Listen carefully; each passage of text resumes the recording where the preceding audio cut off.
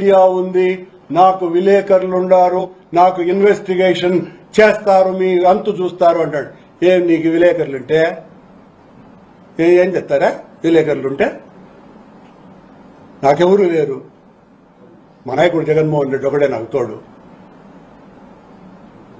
దేనికైనా రెడీ నేను. నీ మాదిరి పనికి మాలిన పనులు చేసేవాడిని అయితే కదా. అందుకే కదా నేను రోజు నీ మీద డి అంటే అంటన్నా, భయపడేవాడిని అయితే అంటానా, తప్పు చేసేవాడిని అయితే అంటానా. చూస్తే ఇది ఫైల్ చూస్తే లెక్కలేనటువంటి ఫైల్ ఎవరు అని పంపించేది నాకు అర్థం కాదా. ఫైళ్ళు అంటాడు.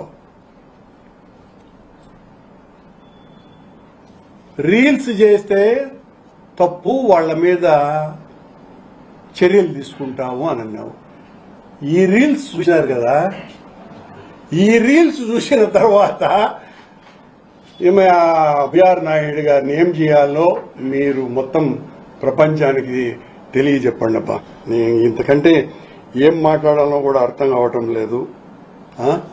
ఇంత పనికిమాలిన వ్యక్తి నాకు ధర్మ పాఠాలు బోధిస్తాడు. హిందూ ధర్మం అనేటువంటి ఒక ఛానల్ మళ్ళా ఇతనికి, దానిని బ్లాక్ మెయిల్కే వాడడము. ఇది బిఆర్ నాయుడు గారి కథ.